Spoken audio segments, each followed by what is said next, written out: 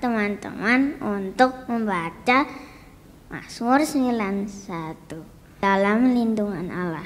Orang yang duduk dalam lindungan yang maha tinggi dan bermalam dalam naungan yang maha kuasa akan berkata kepada Tuhan, tempat perlindunganku dan kubu pertahananku, Allahku yang kupercayai. Sungguh dialah yang akan melepaskan engkau dari jerat penangkap burung, dari penyakit sampar yang busuk. Dengan kepaknya ia akan menudungi engkau di bawah sayapnya. Engkau akan berlindung, kesetiaannya ialah perisai dan pagar tembok. Engkau tak usah takut terhadap kedahsyatan malam, terhadap panah yang terbang di waktu siang, terhadap penyakit sampar yang berjalan di dalam gelap, terhadap penyakit menular yang mengamuk di waktu petang.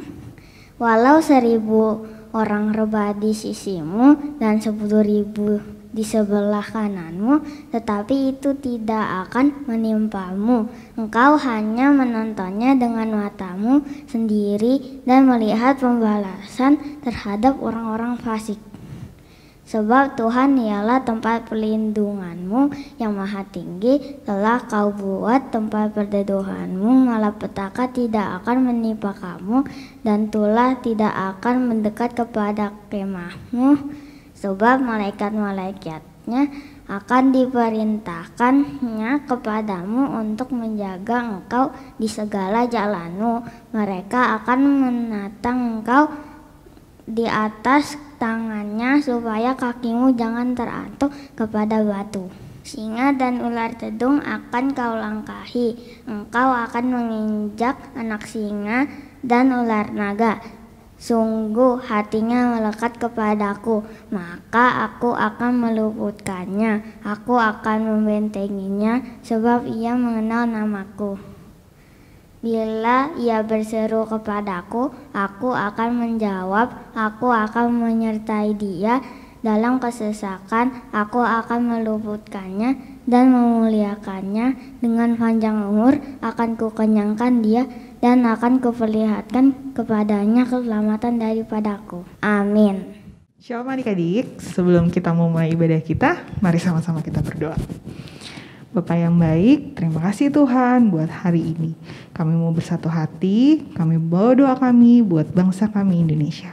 Berkati bangsa kami ya Tuhan, mulai dari pemimpin hingga rakyatnya. Kami juga berdoa buat gereja kami, GBI Point Square. Biar penyertaan Tuhan nyata atas para pemimpin-pemimpin rohani kami. Terima kasih Tuhan, berkati juga setiap anak-anak sekolah minggu yang mengikuti ibadah ini. Biar roh sukacita Tuhan mengalir atas setiap mereka. Terima kasih Bapak yang baik, di dalam nama Tuhan Yesus. Haleluya. Amin. Shalom adik-adik. Apa kabarnya minggu ini? Semuanya luar biasa. Amin. Tetap mengucap syukur. Amin. Siap untuk memuji Tuhan? Ya, yang siap. Coba lambaikan tangannya di layar. Terus semuanya bangkit berdiri. Kita mau memuji, menyembah Tuhan. Tapi sebelum kita memuji Tuhan, kita berdoa dulu ya. Kita lipat tangannya, kita tutup mata. Tuhan Yesus, hari ini kami mau memuji, memuliakan nama-Mu. Berkati kami Tuhan, untuk kami memberikan yang terbaik, menjadi persembahan kami di hadapan Engkau. Kami serahkan segalanya dari awal, pertengahan, hingga akhir. Tuhan yang menyertai kami, Tuhan yang memimpin kami, dan kami undang Tuhan hadir di tengah-tengah kami. Terima kasih Tuhan Yesus, kami siap. Haleluya. Amin. Amin. Siap-siap ya, kita mau memuji Tuhan. Ayo Kak, yang mengucap syukur, gerakan badannya.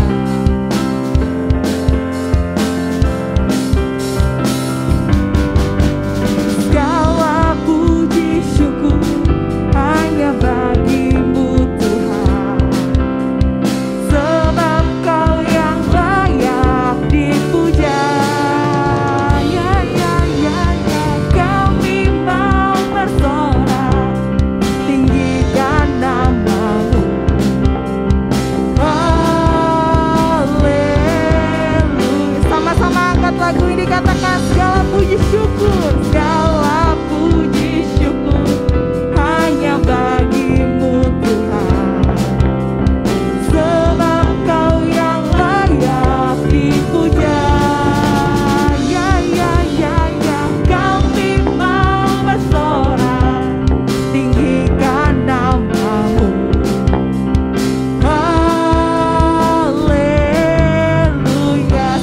semuanya ikutin kakak ya.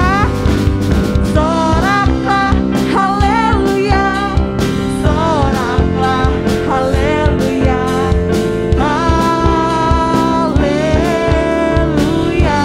Soraklah, soraklah haleluya, soraklah haleluya, haleluya. Ya adik-adik, tadi adik-adik lihat kan gayanya seperti apa? Yuk yang di rumah semua ikutin gaya kakak-kakaknya ya. Nanti begitu lagu katakan soraklah haleluya, itu ke kiri dulu. Soraklah haleluya, soraklah haleluya. Kakak yakin semua pasti bisa, amin? Amin. Amin. Ayo kak kita mainkan.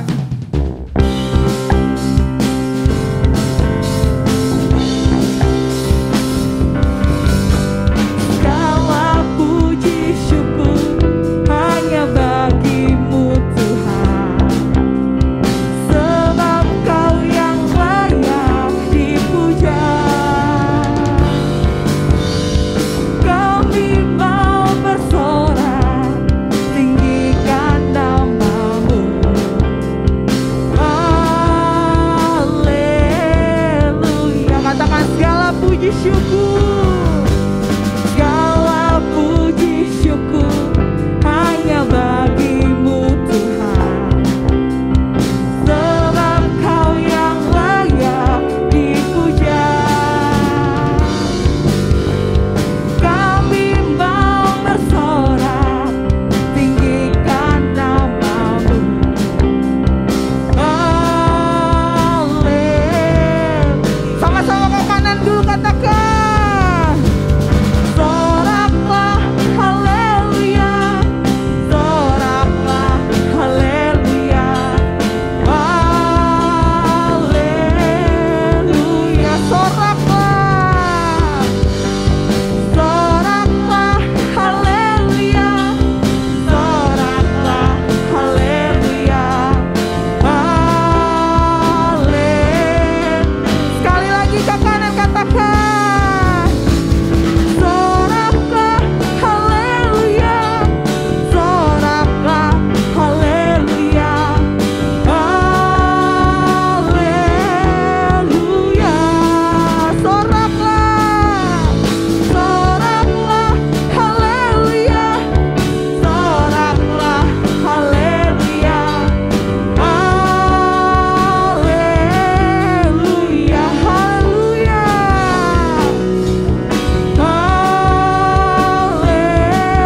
Haleluya, haleluya,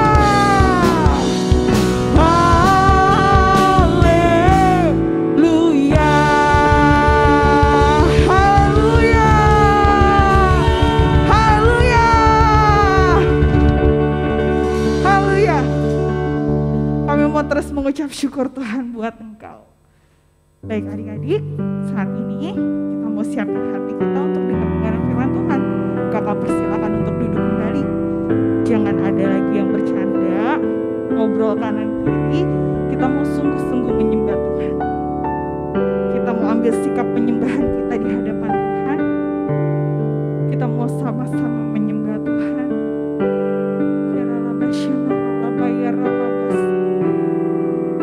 Kami mau menyembah Engkau Tuhan, sebab kami tahu Engkau Allah kami yang besar Tuhan. Gak ada yang seperti Tuhan Yesus di dunia ini, yang sanggup menyelamatkan hidup kami, yang selalu ada menyertai setiap kami Tuhan. Saat kami bermain, saat kami belajar, saat kami tidur, kami tahu Tuhan selalu menyertai kami. Terima kasih Tuhan, terima kasih. Kami bersyukur Tuhan, kami bersyukur. Kami mau beri kemuliaan yang terbaik buat Engkau. Mari sama-sama adik-adik angkat tangan. Mari sama-sama sembah Tuhan. Katakan haleluya. Haleluya. Haleluya. Kami sembah. Haleluya.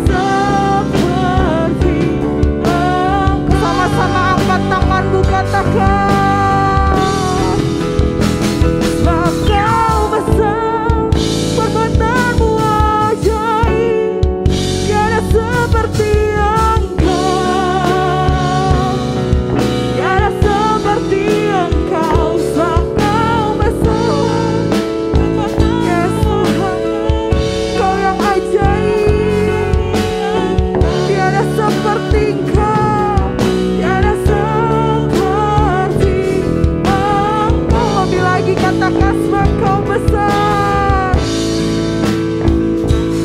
Ajaib, tiada seperti Engkau,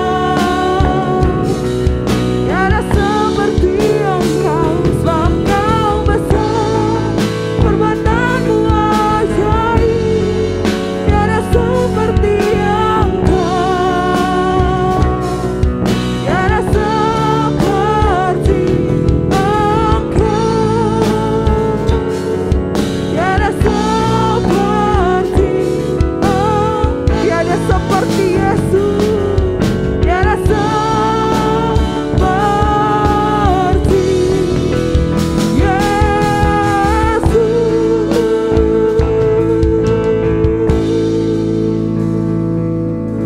Haleluya, haleluya Tuhan. Kami percaya tidak ada Allah lain selain Engkau dalam kehidupan kami. Kami siap Tuhan menerima setiap kebenaran firman. Urapi kami Tuhan Yesus, jamah hati kami, jadikan kami Tuhan murid-Mu untuk mendengarkan firman-Mu.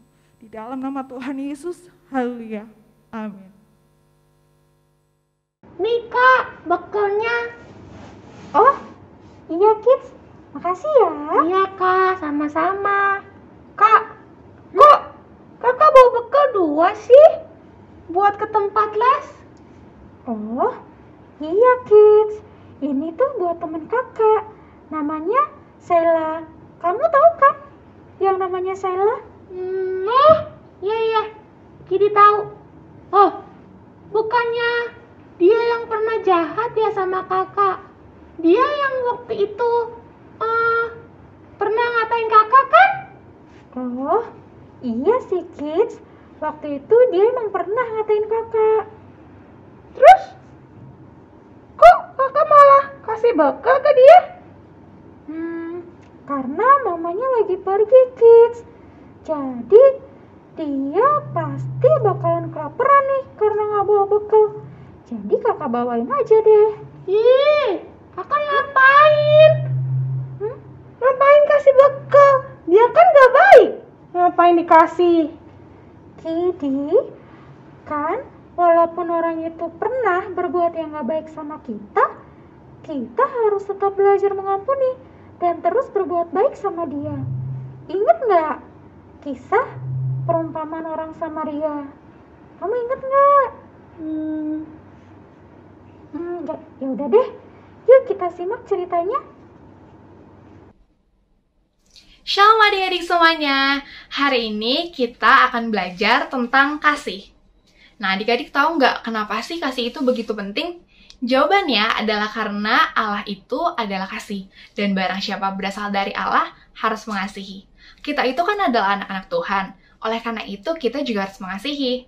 Di Matius 22 ayat 37-39, Tuhan Yesus berkata, hukum yang pertama dan yang terutama adalah kasihilah Tuhan Allahmu dengan segenap hatimu, dengan segenap jiwamu, dan dengan segenap akal budimu.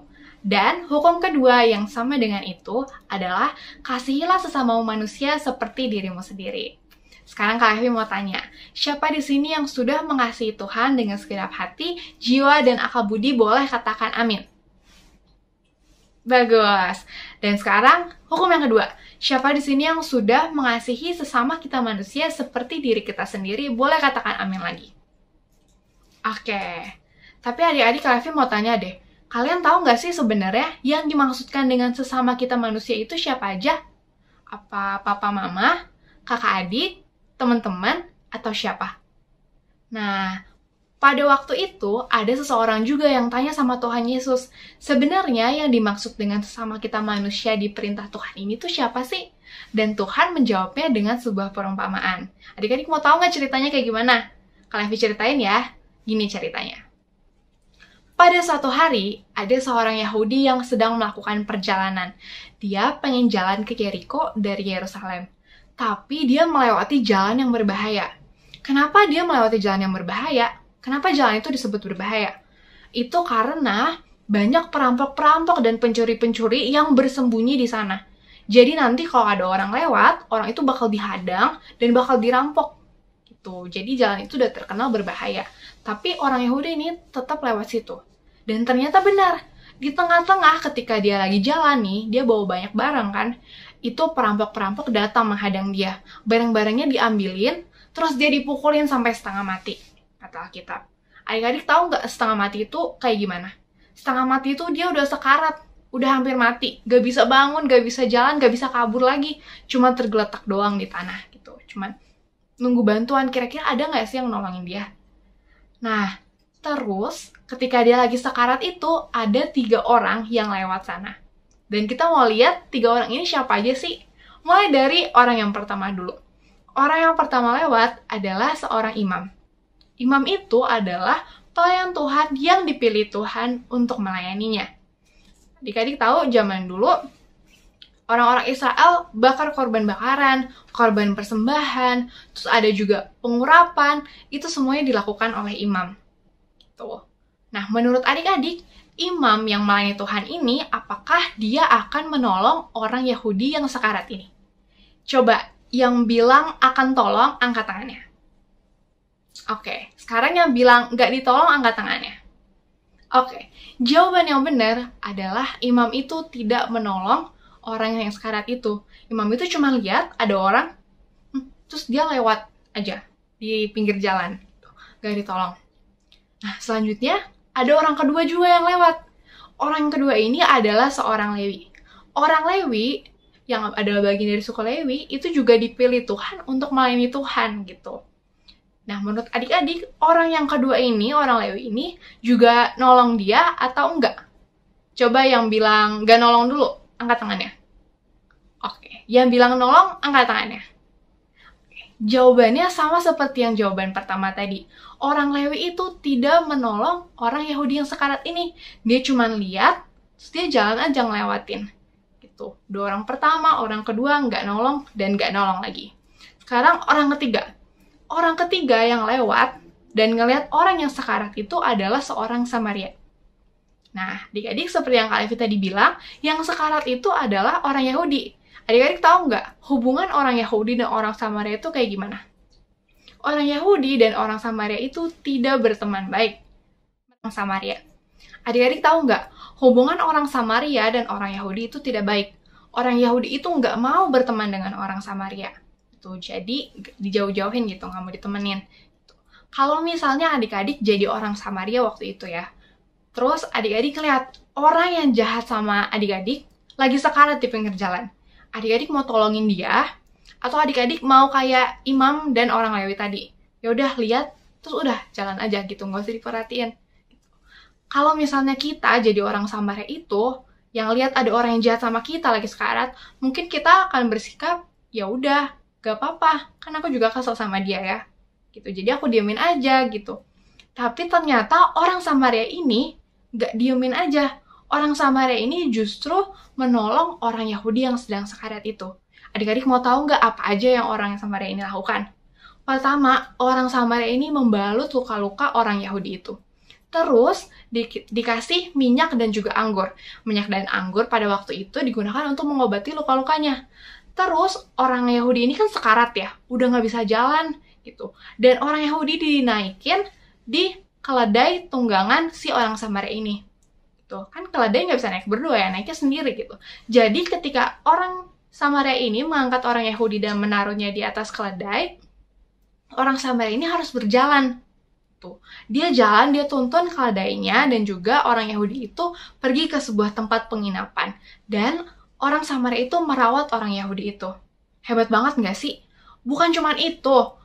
Ketika orang Samaria ini ingin pergi, orang Samaria ini meninggalkan uang 2 dinar kepada pemilik tempat penginapan itu.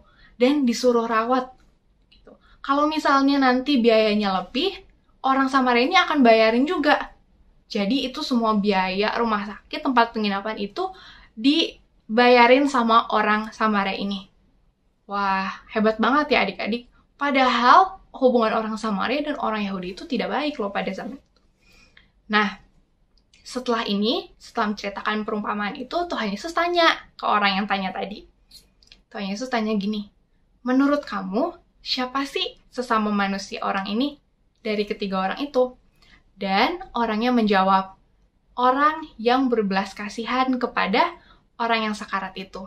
Dan Tuhan Yesus bilang, Pergilah dan buatlah demikian. Jadi adik-adik, yang dimaksudkan Tuhan Yesus ketika Tuhan memerintahkan kita untuk mengasihi sesama kita manusia, itu bukan cuma orang yang berbuat baik sama kita. Tetapi orang-orang yang berbuat jahat kepada kita juga harus kita kasihi. Mungkin kita bakal bilang susah ya untuk mengasihi mereka, karena mereka udah jahat sama kita. Tetapi adik-adik harus ingat, Tuhan Yesus telah terlebih dahulu memberikan teladan kepada kita. Waktu Tuhan Yesus ada di kayu salib nih ya, habis disakiti sama orang-orang, Tuhan Yesus bisa bilang gini ke Bapa di surga. Bapa di surga, ampunilah mereka, sebab mereka tidak tahu apa yang mereka perbuat. Keren banget gak sih Tuhan kita? Tuhan itu adalah kasih, makanya Tuhan bisa melakukan hal tersebut. Dan kita kan anak-anak Tuhan, jadi dengan kekuatan Tuhan, kita juga bisa melakukannya.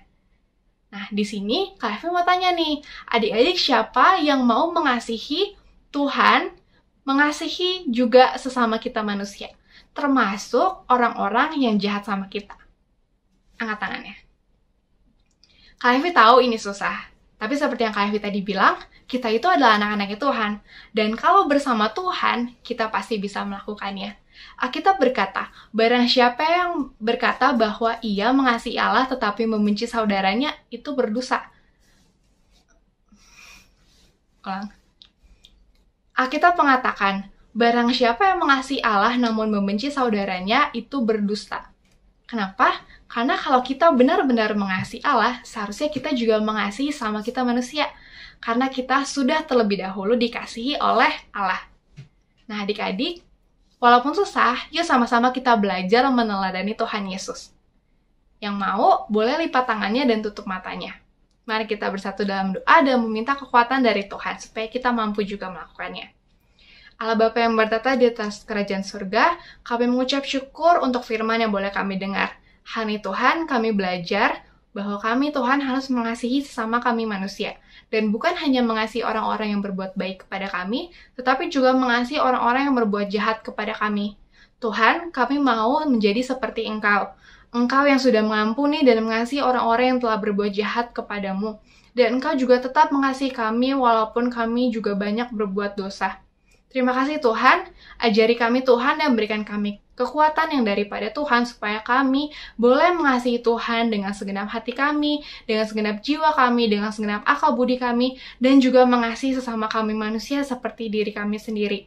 Terima kasih Tuhan, kami mengucap syukur di dalam nama Tuhan Yesus kami berdoa. Haleluya, amin. Tuhan Yesus memberkati adik-adik semuanya. Nah, kids, orang Samaria aja mau mengasihi musuhnya. Iya, Mau menolong. Jadi, kakak juga mau belajar nih. Mengasihi teman-teman kakak seperti orang Samaria. Iya, benar. Walaupun dia pernah berbuat yang gak baik loh sama kita. Iya, benar, Kak. Oke deh, kalau gitu kakak langsung berangkat ya, kids. Oke, hati-hati ya, Kak. Dadah. Pentakosta ketiga artinya pencurahan Roh Kudus terdahsyat di zaman now. Pentakosta ketiga artinya penuaian terbesar dan terakhir. Pentakosta ketiga artinya bangkitnya generasi Yeremia penuh dengan Roh Kudus, cinta Tuhan, dan tidak kompromi dengan dosa, dan siap untuk memenangkan banyak jiwa.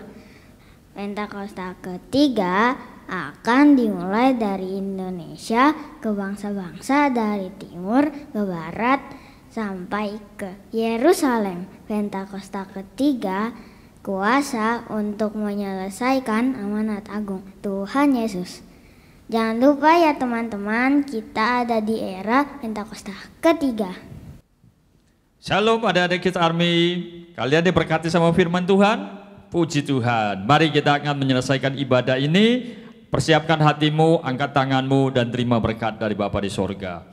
Tuhan memberkatimu dan melindungimu. Tuhan menyinari kau dengan wajahnya dan memberikan kau kasih karunia. Tuhan menghadapkan wajahnya kepadamu dan memberikan kau damai sejahtera. Terimalah berkat yang berlimpah-limpah dari Bapa di sorga, kasih dari Tuhan Yesus, kuasa dan pengurapan daripada Allah Roh Kudus pada saat tercurah memberkatimu mulai saat ini sampai Maranatha. Tuhan Yesus datang kembali untuk menjemput setiap orang percaya di awan-awan permai. Mari yang percaya dan terima berkat Tuhan, katakan amin. Sampai ketemu lagi di ibadah berikutnya. Tuhan Yesus memberkati.